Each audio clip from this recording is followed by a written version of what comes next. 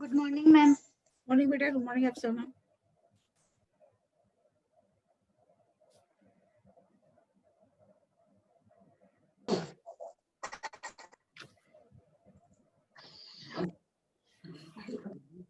Hello ma'am. हाँ बेटा, पूजा बेटा, पूजा लगा दी आपकी पूजा। मैम हाँ ठीक है मैम। हाँ बोलो बोलो। गनीमा चौधरी की हो गई, सोनाक्षी आ गई, सोनाक्षी आ जाएंगी, गनीमा चौधरी, शिवानी, पूजा सामुटा, अफसाना बानू।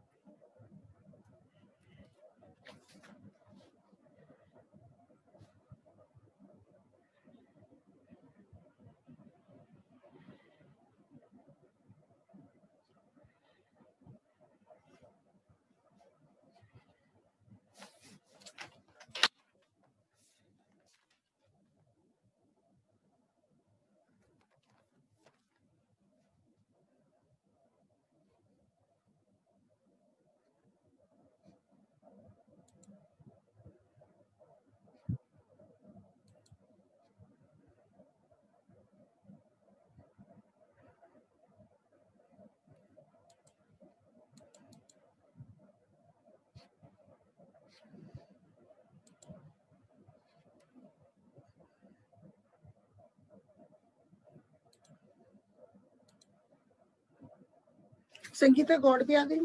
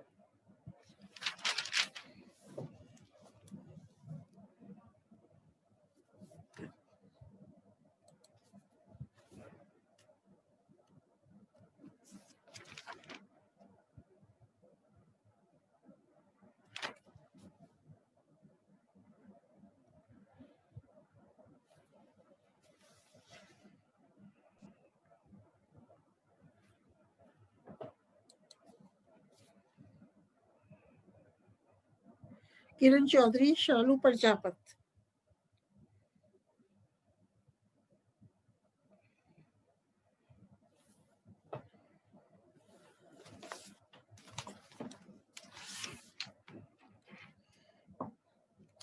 ठीक है, अपन ट्रांसपरेशन के बारे में पढ़ रहे थे मतलब वाष्प उत्सर्जन। तो आज देखते हैं रंध्र गति मतलब स्ट्रोमेटल मूवमेंट। तो सभी जानते हो रंध्रों का खुलना व बंद होना रंध्र गति कहलाता है, जो रक्षक कोशिकाओं द्वारा नियंत्रित होता है। रक्षक कोशिकाएं गार्ड सेल्स जब स्फीत अवस्था में होती हैं तो इनकी बाह्य पतली व लचीली भित्ति पर बाहर की ओर दबाव पड़ता है, जिसके फलस्वरूप वह बाहर की ओर खिंच जाती हैं। इनकी भीतरी मोटी भित्तियां इस खिंचाव के कारण अवतल हो जाती हैं, जिससे रंध्र खुल जाता है। इसके विपरीत जब रक्षक कोशिकाएं शिथिल अवस्था में होती हैं तो इनकी भीतरी भित्तियां अपनी वास्तविक स्थिति में आ जाती हैं, जिससे रंध्र बंद हो जाता है। रक्षक कोशिकाएं एपिडर्मल सेल्स से आकार में छोटी होती हैं, इसलिए इनमें स्फीत परिवर्तन अपेक्षाकृत जल्दी होता है। तो अपन देखते हैं बेटा, जो स्ट्रोमेटल मूवमेंट है, रंध्र गति है, क्या कहलाता है? Opening and closing of stomatas is called as stomatal movement. रंध्रों के खुलने को व रंध्रों के बंद होने को स्ट्रोमेटल मूवमेंट कहते हैं, रंध्र गति कहते हैं। अब अपन पढ़ेंगे रंध्र गतियां। स्ट्रोमेटल मूवमेंट्स पादपों में निम्न प्रकार की होती हैं। तो पहला है फोटो एक्टिव मूवमेंट, प्रकाश सक्रिय गति। तो इस प्रकार की रंध्र गति प्रकाश के द्वारा नियंत्रित होती है। मतलब फोटो एक्टिव मूवमेंट क्या कहलाता है? जो गति है, रंध्रों की गति या रंध्र गति प्रकाश लाइट के द्वारा नियंत्रित होती है। लाइट की उपस्थिति में रक्षक कोशिकाएं स्फीत हो जाती हैं। जब बेटा प्रकाश होता है तो प्रकाश की उपस्थिति में जो गार्ड सेल्स हैं वो टर्जिड हो जाती हैं, स्फीत हो जाती हैं, जिससे रंध्र खुल जाते हैं। क्या होता है? जिससे स्ट्रोमेटास खुल जाते हैं। तो याद क्या करोगे? फोटो एक्टिव मूवमेंट में एक बार बेटा सविता शर्मा हो रही है, इनको भी एडमिट कर दें। सविता शर्मा मतलब फोटो एक्टिव मूवमेंट में जब प्रकाश की उपस्थिति होती है तो गार्ड सेल्स स्फीत होती हैं, टर्जिड होती हैं, और गार्ड सेल्स की स्फीत होने की वजह से रंध्र स्ट्रोमेटास खुल जाते हैं। इसके विपरीत अंधकार में, डार्कनेस में रक्षक कोशिकाओं के स्थिर होने से स्ट्रोमेटास बंद हो जाते हैं। मतलब जब डार्क होता है, मतलब अंधकार होता है, तो गार्ड सेल्स फ्लैसिड हो जाती हैं, स्थिर हो जाती हैं, और गार्ड सेल्स के स्थिर होने से स्ट्रोमेटास रंध्र बंद हो जाते हैं। इस प्रकार की रंध्र गति रक्षक कोशिकाओं द्वारा प्रकाश संश्लेषण, स्टार्च अपघटन, कार्बन डाइऑक्साइड की न्यूनता अथवा पीएच वृद्धि के कारण होती है। दूसरा है बेटा, अपन लेते हैं, इसमें भावना कमर आ गई। भावना कमर पहला तो था फोटो एक्टिव मूवमेंट, प्रकाश सक्रिय गति। मतलब प्रकाश की उपस्थिति में गार्ड सेल्स टर्जिड हो जाती है, स्फीत हो जाती हैं, और रंध्र खुल जाते हैं। लेकिन अंधकार में गार्ड सेल्स, रक्षक कोशिकाएं फ्लैसिड हो जाती हैं, स्फीत हो जाती हैं, स्ट्रोमेटास बंद हो जाते हैं। और एक है तमो सक्रिय गति, स्कोटो एक्टिव मूवमेंट। क्या बोलेंगे? तमो सक्रिय गति, स्कोटो एक्टिव मूवमेंट। मतलब मासल पौधों में, सक्यूलेंट प्लांट्स में रंध्र दिन में बंद रहते हैं, प्रकाश में बंद रहते हैं, जबकि रात्रि में अंधकार में खुले रहते हैं। मतलब इन सक्यूलेंट मतलब फ्लैशी प्लांट्स में जो स्ट्रोमेटास हैं, रंध्र हैं, वो रात में तो बेटा खुले हुए रहते हैं, रात्रि में अंधकार में, डार्कनेस में खुले हुए रहते हैं, लेकिन लाइट में, प्रकाश में स्ट्रोमेटास मासल पौधों में बंद होते हैं। यह गति इनके विशेष उपापचय के कारण होती है, जिसमें कार्बनिक अम्लों का अपघटित कार्बनिक अम्लों का अपघटन सम्मिलित है। अब तीसरा है हाइड्रो एक्टिव मूवमेंट, जल सक्रिय गति। मतलब हाइड्रोएक्टिव मूवमेंट क्या होता है? जब एपिडर्मल कोशिकाएं रक्षक कोशिकाओं की तुलना में अधिक स्थिर होती हैं तो रंध्र बंद हो जाते हैं। एपिडर्मल कोशिकाओं से दोपहर में जल ह्रास होने से स्थिर होने पर रंध्र खुल जाते हैं, क्योंकि इस समय रक्षक कोशिकाएं तुलनात्मक रूप से स्फीत होती हैं। अब है स्वतः गति, ऑटोनोमस मूवमेंट। यह गति द्वार कोशिकाओं की आवर्तिता के कारण होती है। जो द्वार कोशिका मतलब रक्षक कोशिकाओं के आवर्तिता के कारण स्वतः गति होती है। तो विभिन्न पौधों में आवर्तिता दैनिक 1 से 2 घंटे अथवा 10 से 15 मिनट तक होती है। कुछ वैज्ञानिकों के अनुसार यह आवर्तिता स्वतः होती है, परंतु अन्य का मत है कि यह आवर्तिता स्टार्च शुगर अंतर परिवर्तन अथवा कार्बन डाइऑक्साइड कॉन्सेंट्रेशन सांद्रता परिवर्तन के कारण होती है। नेक्स्ट है एक्टिव एंड पैसिव मूवमेंट, सक्रिय गति, सक्रिय तथा निष्क्रिय गति। तो कुछ वैज्ञानिकों के अनुसार रंध्रों का खुलना सक्रिय अवस्था है। कुछ साइंटिस्ट क्या कहते हैं, जब स्ट्रोमेटास ओपन होते हैं तो स्ट्रोमेटास रंध्रों के खुलना क्या है? एक एक्टिव मूवमेंट है, एक सक्रिय अवस्था है, एक्टिव स्टेज है, जो रक्षक कोशिकाओं में स्फीति परिवर्तन के कारण होती है, जबकि रंध्र का बंद होना निष्क्रिय अवस्था है, जो सहायक कोशिकाओं के स्फीति परिवर्तन का परिणाम है। तो इस प्रकार हम देखते हैं कि विभिन्न तरह के स्ट्रोमेटल मूवमेंट हैं। अब अपन पढ़ते हैं स्ट्रोमेटल एपरेटस के बारे में। तो रंध्रीय उपकरण, तो अपन देखते हैं पत्तियों की बाह्य त्वचा में छोटे छिद्र उपस्थित होते हैं जिन्हें रंध्र कहते हैं। रंध्रों के माध्यम से इन अंगों की जीवित कोशिकाओं तथा बाह्य वातावरण के मध्य रेस्पिरेशन तथा फोटोसिंथेसिस के लिए गैसेस का आदान प्रदान होता है। इसके अलावा पत्ती के आंतरिक ऊतक रंध्रों के माध्यम से बाह्य शुष्क वायु के संपर्क में रहते हैं, जिसके फलस्वरूप ट्रांसपिरेशन होता है। रंध्र का छिद्र लगभग दीर्घ वृत्ताकार 3 से 12 माइक्रोन चौड़ा तथा 10 से 40 माइक्रोन लंबा होता है। मैम मेरी परसेंट लगा दो। कौन बोल रहा है? भावना कंवर। भावना लगा दी बेटा।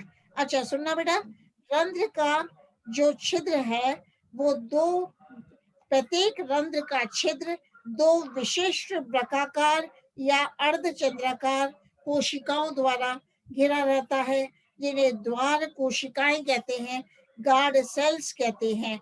तो पत्तियों की बाह्य त्वचा में छोटे छिद्र पाए जाते हैं, जिन्हें क्या कहते हैं? स्ट्रोमेटास कहते हैं। और ये जो स्ट्रोमेटास है, प्रत्येक स्ट्रोमेटा का जो छिद्र है, रंध्र का छिद्र 2 वृत्ताकार या अर्धचंद्राकार कोशिकाओं द्वारा घिरा रहता है, जिन्हें द्वार कोशिकाएं गार्ड सेल्स कहते हैं। कुछ एक बीजपत्री पादपों में द्वार कोशिकाएं डमरू के आकार की होती हैं, डम्ब वेल शेप्ड होती हैं। द्वार कोशिकाएं शेष एपिडर्मल कोशिकाओं से भिन्न आकार की विशिष्ट कोशिकाओं से घिरी रहती हैं, जिन्हें सहायक कोशिकाएं कहते हैं। गार्ड सेल्स की अंदर की दीवारें जो रंध्र छिद्र की ओर होती हैं, मोटी तथा बाहर की दीवारें पतली होती हैं। इन कोशिकाओं में केंद्रक, कोशिका द्रव्य तथा हरित लवक उपस्थित होते हैं। भित्ति की इस प्रकार की संरचना के कारण इनकी स्फीत अवस्था में रंध्र छिद्र खुलता है तथा फ्लैसिड अवस्था में रंध्र छिद्र बंद हो जाता है। तो ये है स्ट्रोमेटल एपरेटस का लक्षण। मतलब डायग्राम स्ट्रोमेटल एपरेटस का संबंध। अब लेते हैं मैकेनिज्म ऑफ स्ट्रोमेटल मूवमेंट, रंध्र गति की क्रियाविधि। इस पे क्वेश्चन आता है, discuss the various theories about the mechanism of stomatal movement. तो रंध्रों के खुलने व बंद होने के लिए रक्षक कोशिकाओं की स्फीति व स्थिरता, रिजिडिटी एंड फ्लैसिडिटी उत्तरदायी है, जो इन कोशिकाओं के परासरणी दाब पर निर्भर करती है। रक्षक कोशिकाओं का परासरणी दाब कई कारकों जैसे शर्करा सांद्रता, कार्बन डाइऑक्साइड सांद्रता, आयनों की सांद्रता, पीएच का मान आदि पर निर्भर करता है। इस संबंध में वैज्ञानिकों द्वारा समय समय पर प्रस्तुत विभिन्न मत दिए हैं, जो कि निम्न प्रकार है। पहला है बेटा फोटोसिंथेटिक थ्योरी, प्रकाश संश्लेषी सिद्धांत। तो यह है फोटोसिंथेटिक थ्योरी। किसने दिया था? वॉन मॉल ने दिया था। तो वॉन मॉल के अनुसार प्रकाश में रक्षक कोशिकाओं के क्लोरोप्लास्ट प्रकाश संश्लेषण द्वारा परासरणी सक्रिय पदार्थों का निर्माण करते हैं। मतलब क्या होता है, जब प्रकाश की उपस्थिति में गार्ड सेल्स टर्जिड हो जाती हैं, और मतलब गार्ड सेल्स प्रकाश की उपस्थिति में क्या होती है, वापस से बोल रही हूँ, फोटोसिंथेटिक थ्योरी वॉन मॉल ने दी थी। तो वॉन मॉल के अनुसार प्रकाश में, लाइट में रक्षक कोशिकाओं के क्लोरोप्लास्ट प्रकाश संश्लेषण द्वारा परासरणी सक्रिय पदार्थों का निर्माण करते हैं, जिसके फलस्वरूप इनका परासरणी दाब बढ़ जाता है। ये कोशिकाएं जल अवशोषित कर स्फीत हो जाती हैं, जिनसे रंध्र खुल जाते हैं। रात्रि में प्रकाश संश्लेषण के अभाव में रक्षक कोशिकाओं का परासरणी दाब कम होने से रक्षक कोशिकाएं फ्लैसिड हो जाती हैं, शिथिल हो जाती हैं तथा रंध्र बंद हो जाते हैं। तो इस प्रकार अपन देखते हैं कि वॉन मॉल के अनुसार लाइट में गार्ड सेल्स के क्लोरोप्लास्ट प्रकाश संश्लेषण द्वारा ऑस्मोटिकली एक्टिव सब्सटेंसेस का निर्माण करते हैं, जिसके फलस्वरूप गार्ड सेल्स का ऑस्मोटिक प्रेशर बढ़ जाता है। तो अपन को याद क्या करना है कि प्रकाश में जो रक्षक कोशिकाएं हैं, उनका ऑस्मोटिक प्रेशर, परासरणी दाब बढ़ जाता है, और परासरणी दाब जब बढ़ जाता है तो गार्ड सेल्स जल अवशोषित करके टर्जिड हो जाती हैं, स्फीत हो जाती हैं, और गार्ड सेल्स के स्फीत हो जाने के कारण रंध्र खुल जाते हैं। इसी प्रकार रात्रि में प्रकाश संश्लेषण नहीं होता।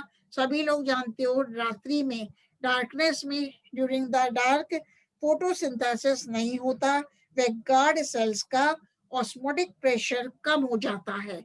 मतलब रात्रि में जब फोटोसिंथेसिस की क्रिया नहीं होती, तो जो रक्षक कोशिकाओं का परासरणी दाब, ऑस्मोटिक प्रेशर कम हो जाता है, जिससे रक्षक कोशिकाएं, गार्ड सेल्स शिथिल हो जाती हैं, फ्लैसिड हो जाती हैं, और रंध्र बंद हो जाते हैं। वापस बता रही हूँ, वॉन मॉल ने क्या कहा था। एक स्लाइड और शेयर कर देती हूँ, इस स्लाइड को भी देखना।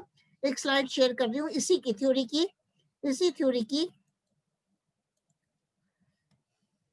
देखना बेटा, ये है वॉन मॉल, यहाँ लिखा हुआ है von Mohl observe the stomata open in light and close in the night.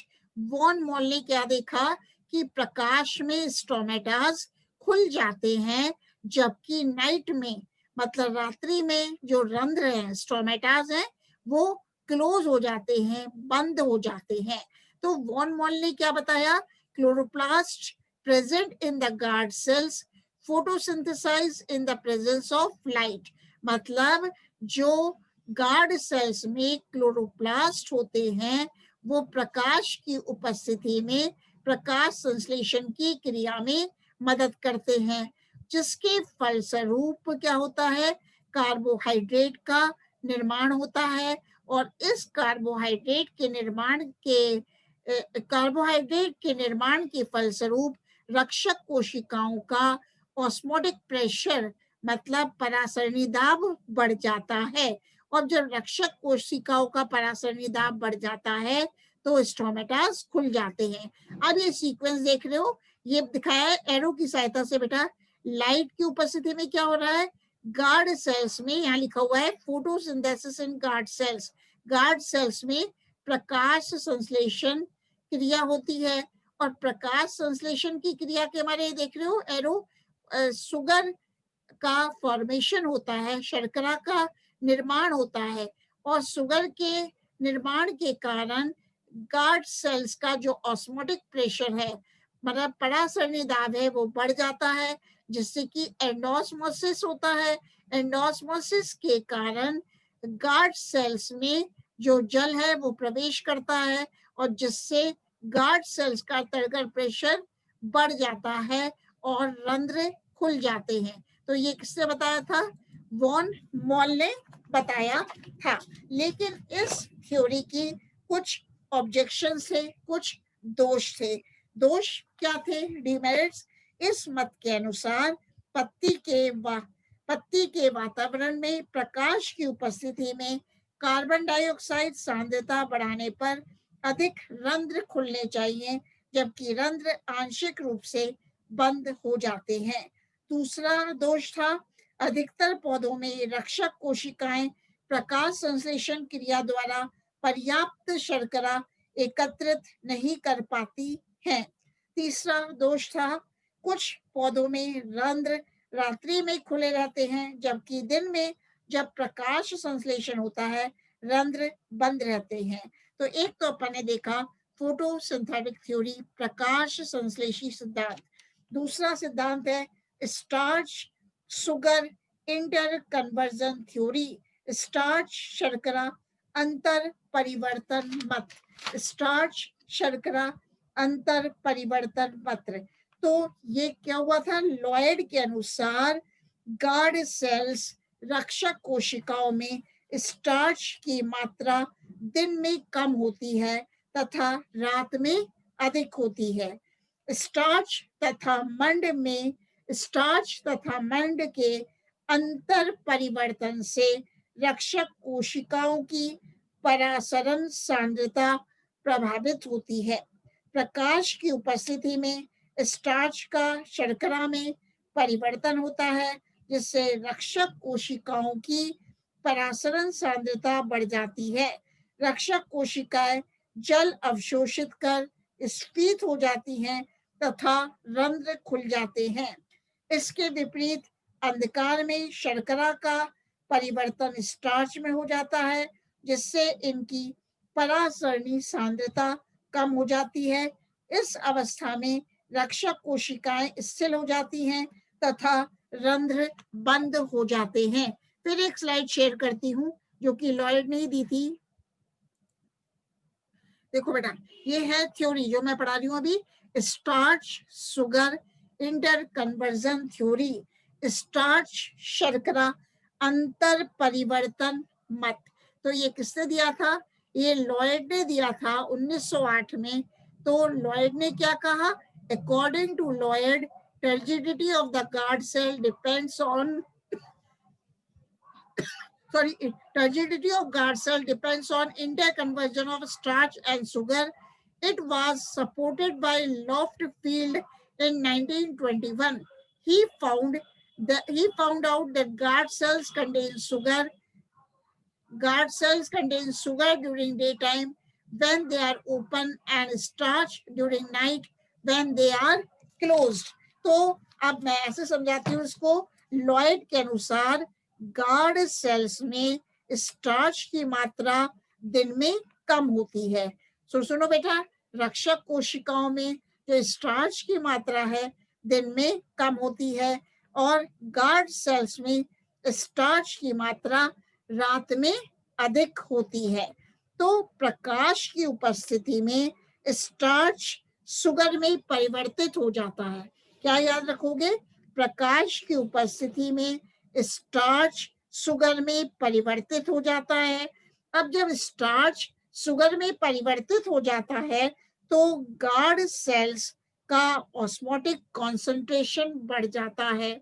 जब स्टार्च शुगर में परिवर्तित हो जाता है तो गार्ड सेल्स का ऑस्मोटिक कॉन्सेंट्रेशन बढ़ जाता है, जिसके फलस्वरूप गार्ड सेल्स जल एब्जॉर्ब कर लेती हैं, जल अवशोषित कर स्फीत टर्जिड हो जाती हैं तथा स्ट्रोमेटास खुल जाते हैं। लेकिन अंधकार में क्या होता है बेटा? अंधकार में शर्करा शुगर का परिवर्तन स्टार्च में हो जाता है। प्रकाश में क्या हो रहा था? स्टार्च का परिवर्तन शुगर में हो रहा था। अब अंधकार में शुगर का परिवर्तन स्टार्च में होता है, जिससे गार्ड सेल्स रक्षी कोशिकाओं का ऑस्मोटिक प्रेशर परासरणी दाब कम हो जाता है। और जब रक्षक कोशिकाओं का परासरणी दाब कम हो जाता है तो गार्ड सेल्स रक्षक कोशिकाएं फ्लैसिड हो जाती हैं, शिथिल हो जाती हैं और रंध्र बंद हो जाते हैं। तो ये स्टार्च शुगर इंटरकन्वर्जन थ्योरी किसने दिया था? लॉयड ने दिया था 1908 में। इसी प्रकार आए थे बेटा। अब मैं बताऊंगी सायर ने क्या कहा था इसके बारे में। सायर ने बताया, Sair in 1926 observed the stromata open in neutral or alkaline pH which prevails during daytime due to constant removal of carbon dioxide by photosynthesis। अब मैं बताती हूँ आपको सायर के अनुसार क्या था बेटा। सायर के अनुसार स्टार्च शर्करा का अंतर परिवर्तन पीएच पर निर्भर करता है। स्टार्च शुगर में परिवर्तित हो या शुगर स्टार्च में परिवर्तित हो, ये किस पे निर्भर करता है? पीएच पर निर्भर करता है। तो प्रकाश में दिन में श्वसन क्रिया द्वारा मुक्त कार्बन डाइऑक्साइड पत्ती की पर्ण मध्योतक कोशिकाओं द्वारा प्रकाश संश्लेषण में उपभोग कर ली जाती है, जिससे उपरंध्रीय गुहा में कार्बन डाइऑक्साइड सांद्रता कम हो जाती है। इसके फलस्वरूप रक्षक कोशिकाओं में पीएच का मान बढ़ जाता है। पीएच 7 से 7.5 पाई जाती है। इस क्षारीय स्थिति में स्टार्च का अपघटन शर्करा में हो जाता है। मतलब सायर ने क्या बताया कि प्रकाश में क्या होता है? श्वसन रेस्पिरेशन में मुक्त अंतर कोशिकीय अवकाशों में स्थित कार्बन डाइऑक्साइड का प्रकाश संश्लेषण में उपभोग होता है। मतलब रक्षक कोशिकाओं में गार्ड सेल्स में पीएच का मान बढ़ता है। मतलब गार्ड सेल्स में पीएच इंक्रीज हो जाती है और पीएच बढ़ने से स्टार्च का फॉस्फोराइलेज एंजाइम द्वारा शर्करा में अपघटन हो जाता है। तो याद क्या रखने की बात है कि सायर ने बताया कि प्रकाश की उपस्थिति में जो गार्ड सेल्स हैं, रक्षक कोशिका हैं, उनकी पीएच बढ़ जाती है और पीएच बढ़ने से स्टार्च शुगर में परिवर्तित हो जाता है। और जब शर्करा में स्टार्च परिवर्तित हो जाता है तो शर्करा के कारण रक्षक कोशिकाओं का परासरणी दाब ऑस्मोटिक प्रेशर बढ़ जाता है, जिससे कि पास की कोशिकाओं से जल का अंत परासरण द्वारा रक्षक कोशिकाओं में प्रवेश होता है। रक्षक कोशिकाएं स्फीत हो जाती हैं और रंध्र खुल जाते हैं। तो इस प्रकार लाइट में क्रिया होती है। अब बताते हैं आपको कि रात्रि में अंधकार में प्रकाश संश्लेषण के अभाव में श्वसन में मुक्त कार्बन डाइऑक्साइड का उपभोग नहीं हो पाता है। आप सभी लोग जानते हो जब डार्कनेस होती है तो प्रकाश संश्लेषण नहीं होता, फोटोसिंथेसिस की क्रिया नहीं होती। और जब फोटोसिंथेसिस की क्रिया नहीं होती तो जो रेस्पिरेशन में मुक्त कार्बन डाइऑक्साइड है उसका यूटिलाइजेशन भी नहीं हो पाता तथा यह कार्बन डाइऑक्साइड अंतरकोशीय अवकाशों में एकत्रित हो जाती है। तो कार्बन डाइऑक्साइड की अधिक सांद्रता के कारण रक्षक कोशिकाओं में पीएच का मान कम हो जाता है। मतलब रक्षक कोशिकाओं में पीएच का मान डिक्रीज हो जाता है, कम हो जाता है। पीएच 4 से 4.5 हो जाती है। और जब रक्षक कोशिकाओं में पीएच कम हो जाता है तो पीएच के घटने से शुगर स्टार्च में परिवर्तित हो जाती है। पीएच कम होने से जो शर्करा है, शुगर है, वो स्टार्च में परिवर्तित हो जाती है और स्टार्च के परासरणी निष्क्रिय होने के कारण रक्षक कोशिकाओं का परासरणी दाब कम हो जाता है। तो जब पीएच का मान रक्षक कोशिकाओं में कम हो जाता है तो इस अम्लीय स्थिति में शर्करा का स्टार्च में परिवर्तन हो जाता है, जिससे रक्षक कोशिकाओं का परासरणी दाब कम हो जाता है, जिससे ये जल त्याग कर शिथिल हो जाती हैं तथा रंध्र बंद हो जाते हैं। तो प्रकाश व अंधकार में द्वार कोशिकाओं में होने वाली परिवर्तनों को सायर ने समझाया।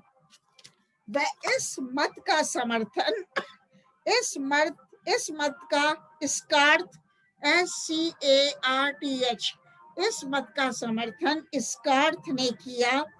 फॉस्फोराइलेज एंजाइम की खोज से इस प्रतिकल्पना को बल मिला। एक एंजाइम है फॉस्फोराइलेज, तो फॉस्फोराइलेज एंजाइम की खोज से इस प्रतिकल्पना को बल मिला। इसी प्रकार इन तथा टुंग ने इस एंजाइम मतलब फॉस्फोराइलेज की उपस्थिति रक्षक कोशिकाओं में ज्ञात की। पीएच परिवर्तन पर एंजाइम निम्न क्रिया करता है। पीएच परिवर्तन पर एंजाइम निम्न क्रिया करता है। मैं आपको एक स्लाइड और शेयर करती हूँ, स्लाइड शेयर। हाँ, ये देखना बेटा, इन एंड टुंग ने बताया, जो In and Tung isolated for the first time phosphorylase enzyme from the guard cells. In and Tung ने सबसे पहले रक्षक कोशिकाओं से गार्ड सेल से एक एंजाइम फॉस्फोराइलेज को आइसोलेट किया, पृथक किया। इन एंड टुंग के अनुसार starch is converted into glucose 1 phosphate. इनके अनुसार क्या हो रहा है बेटा, ये देखना। हाँ, इसको मैं बड़ी कर दी हूँ। स्टार्च किसमें परिवर्तित हो रहा है, ग्लूकोज 1 फॉस्फेट में। जब स्टार्च इनऑर्गेनिक फॉस्फेट की प्रेजेंस में ग्लूकोज 1 फॉस्फेट में परिवर्तित हो जाता है तो रंध्र खुल जाते हैं। और स्टार्च जब ग्लूकोज 1 फॉस्फेट में परिवर्तित होता है तो कौन से एंजाइम की प्रेजेंस में होता है, फॉस्फोराइलेज। और स्टार्च जब ग्लूकोज 1 फॉस्फेट में परिवर्तित होता है तो पीएच कितनी होती है, 7। लेकिन जब ग्लूकोज 1 फॉस्फेट स्टार्च में फिर से परिवर्तित होता है तो पीएच 4.5 हो जाती है। तो कितनी पीएच हो गई, 4.5। तो ये बताया था इन एंड टुंग ने स्टार्च अकार्बनिक फॉस्फेट से मिलकर ग्लूकोज 1 फॉस्फेट शर्करा का निर्माण करता है और ये ग्लूकोज 1 फॉस्फेट फॉस्फोराइलेज एंजाइम की प्रेजेंस में बनता है।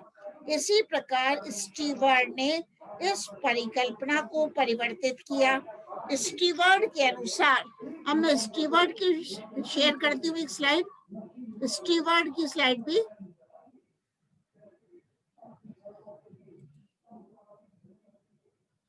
हाँ, ये तो ये ना, हाँ देखना बेटा, स्टीवर्ड की स्लाइड है, मैं आपको बड़ी कर रही हूँ इसको।